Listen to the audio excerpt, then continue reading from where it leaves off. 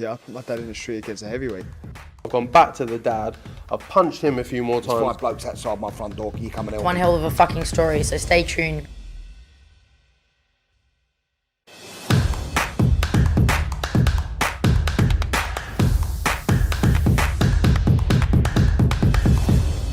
Oscar BEVIS, IFL TV, proudly sponsored by Everlast. It's press conference day. Clarissa Shields, Savannah Marshall, Clifton Mitchell joins me. Thank you for giving me some of your time, Clifton.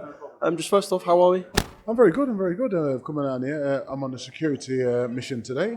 I've got no fighters on, so it's a different mindset. But to be fair, with it being women's boxing, which I like to watch, so I'm very, very interested. So I was not going to miss this show. On security today, do you think you might have to get involved? Obviously, these two, they're not the best of friends, if we're putting it that way. I think the two top of the bills ain't best of friends, to be fair. I think Clarissa Shields and Savannah, there's a bit of needle there, and definitely with Gardner and Michaela Mayer, there's definitely, both of them say they're coming for the smoke. So it should be, for me, I thought Boxer was very brave, putting an all-female card on, but it's paid off. And hopefully it's a really good show. Yeah, really exciting kind of the first all-female card, etc. Let's kind of break down the two fights at the top of the bill. Such a back and forth over the years for Clarissa Shields and Savannah Marshall. First off, is there kind of a bit of relief that it's just happening, because it's been talk for, a decade now, and it's just nice that we are going to get to see him in the ring, fingers crossed, on Saturday. Most definitely, but I think women want to fight everybody. I don't think men want to fight everybody, but I think women, like what I said the other day. Something you've got from working with female fighters? I think it's more to do with, I had 4 professional girls like 10 years ago. Before this was even women boxing was even big. I had 4 professional women in the country. There was only 6 at the time, and I had 4 of them. So for me, I know what I'm talking about when I talk about women's boxing. And I think this card is absolutely, really, really going to blow most normal cards out of water. I mean, let's get it right. The two top of the bills could top any bill. So that I don't want to talk about women's boxing. I just want to talk about boxing, because I think we are undergrading their skills by just saying it's women's boxing. Eh? With Clarissa and Savannah, obviously, it's kind of a boxer versus puncher sort of situation, but it's so much more than that as well. It isn't just a boxer versus a puncher, is it? No, I think it's more. Yeah, they've got some history, and I think with Savannah being the only girl to beat her, gives Clarissa a bit of needle about it. You know what I mean? So, if Savannah can do it again, then I'd say she's took her place. She's done it twice, but I think the only way Clarissa can really put this to bed, she's got to stop her. That's my opinion, anyway. You know? I know Savannah's saying that Clarissa will never have felt a punch like that before. Visitors, it's not just simple as if I throw punches, I'll land at some point and hit you on the chin, because Clarissa is a seriously good boxer. Exactly. And what you don't know is, my girl, Sandy Ryan, she has sparred with both girls. And I've seen the sparring of both girls. And they're both very, very good fighters. And for me, it's a 50-50 fight. You know, I've got to give it Clarissa just on how many fights she had and what levels she's boxed. She's boxed at so many different levels. But like I say, styles makes fights, and this is perfect. I also think that if Savannah can keep it long for 6-7 rounds and not get involved, Clarissa's going to have a problem. If she can't get past that jab within the first couple of rounds, first 3 rounds, it's only going to be one pace, one way. Yeah, really looking forward to the fight at the top of the bill. Let's talk about Alicia and Michaela. Obviously, Alicia kind of, I say burst on the scene in the mainstream sense for that win over Terry Harper, but Michaela's been around for so long doing her thing, and she, again, kind of in the Clarissa mould, is just a really good boxer. I think you have to look at the backgrounds of both girls, not just their abilities. I think if you look where they're both coming from, they're not coming from humble beginnings, you know? They're coming from proper estates, what you call normal building estates, you know what I mean? So they haven't had no silver spoon, so they're both two tough, gritty girls that can have it, and they don't like each other, and they've got a bit of ghetto in them, you know? So I feel that if it's a very, very good fight. Depends how hard that Gardner can crack, because I think She will land, but if she has no effect, then she's going to have a problem. And if she's got it, one thing with Michaela, she's got it down the stretch. We don't know how fit, no, I wouldn't say how fit, the word is wrong, how much stamina she'll have going down the stretch when it gets to 7, 8, 9. And if it start pressing, because Michaela will press. She'll press and she'll press again. And can she handle it? That would be the key. It's all down to, we all know what Michaela's got. We don't know what Gardner's going to bring. I mean, you can't really even take that Terry Harper. Me, I'm going for Michaela Mayer. I suppose this is a question kind of for both fights. So you're the perfect person to ask, having fought yourself and now training fighters. How different is it when there's a fight where there is that bit of needle? Because obviously, look, you can't go in there, get carried away and just start helicopter swinging at each other. But how different is it? No, I'll tell you what it is, yeah? It's all down to how much the individual's going to keep it not personal. As soon as you make this personal, you've lost. Yeah? As soon as you make this personal, you're going to burn up that much energy in the change rooms, thinking I'm going to go and smash. I've done it. So I know exactly, I've done it myself.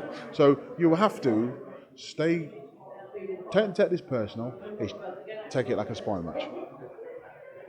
Brilliant. I want to talk about Sandy. I'm not sure, I don't think the boys spoke to you after her rematch win.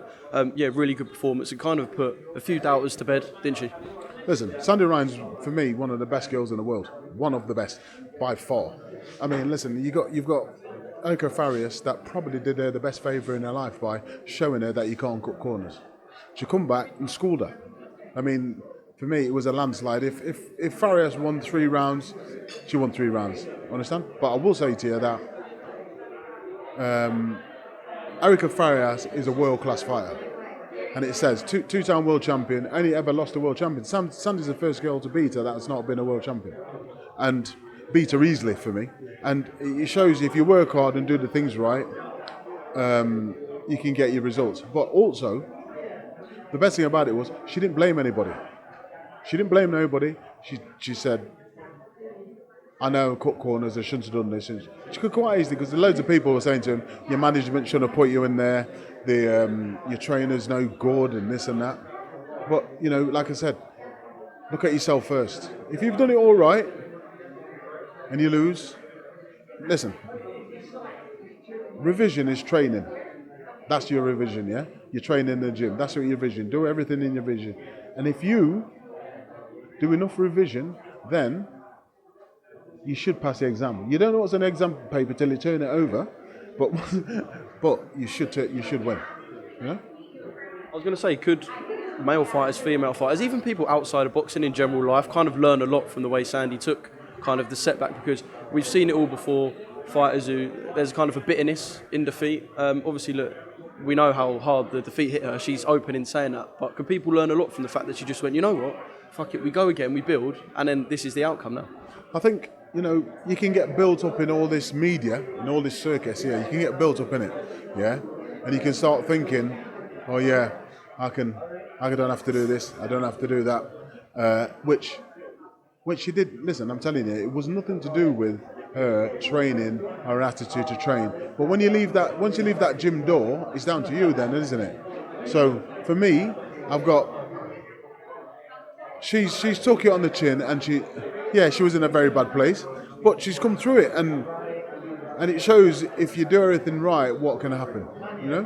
And she did it all right, and she won easy against like number 2 in the world. Now she took her place. Now she's number 2. So, you know, and she's only had 5 fights.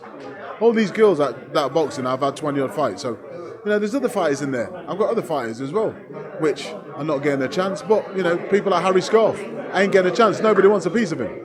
Nobody. Understand? The promoters don't want him. The fighters don't want him. I don't know what he's done. Or what have I done? I don't know. But there you go. We'll sit and wait. We'll get opportunities soon. But regarding just life in general, you know, if you want to be different, be yourself. Yeah, really looking forward to seeing what Sandy does from here on in now. I do have to ask you, go on. I think we're out end of November, beginning of December. That's it. Yeah, so that's what we're looking at. Brilliant. One thing I do have to ask you, kind of the big thing at the moment, the heavyweight talk. Just quickly, a little reflection on Anthony Joshua and Alexander Usyk, the fight in Saudi Arabia. your thoughts on Joshua's performance, which is kind of the consensus it was better than last time, and the little outburst after. Just your take on the whole situation, Clifton. I think unless you're in Anthony Joshua's shoes, it's very hard for you to how can I put it? Very hard for you to understand how he was feeling. But from my personal point of view, I'd say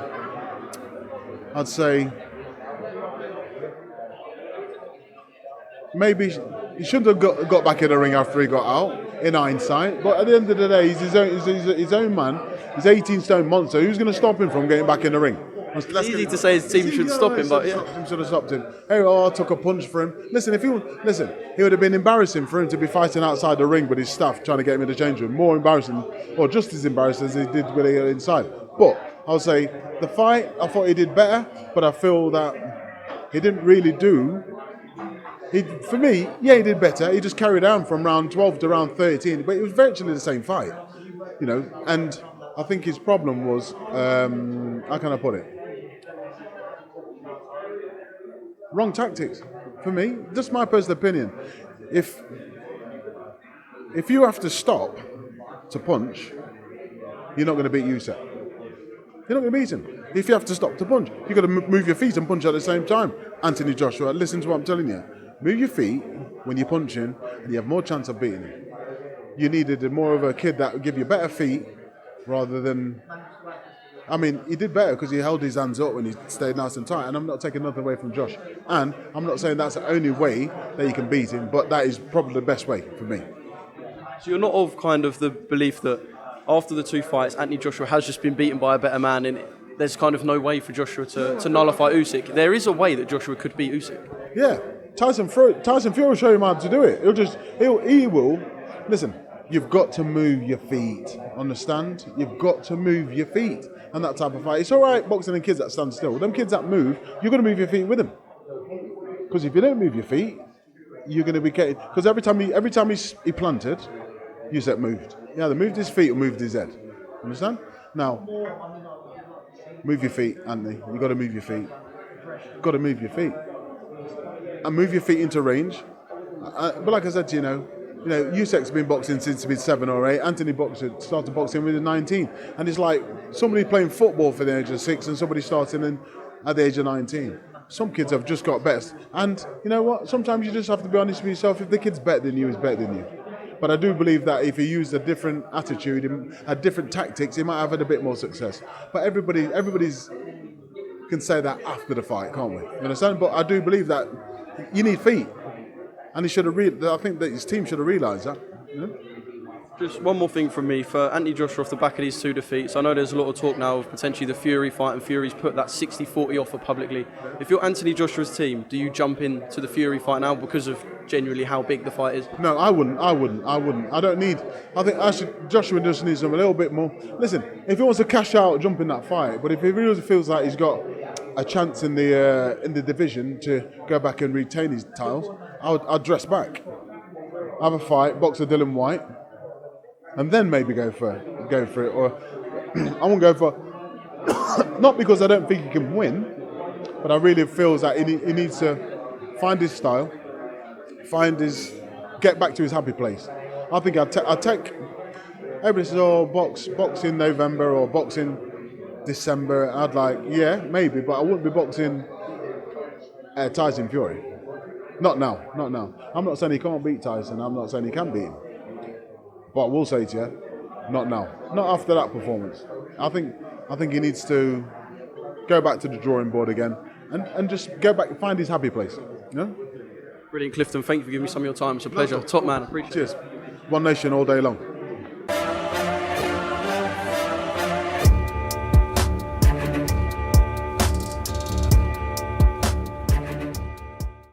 Yeah, I put my dad in the street against a heavyweight.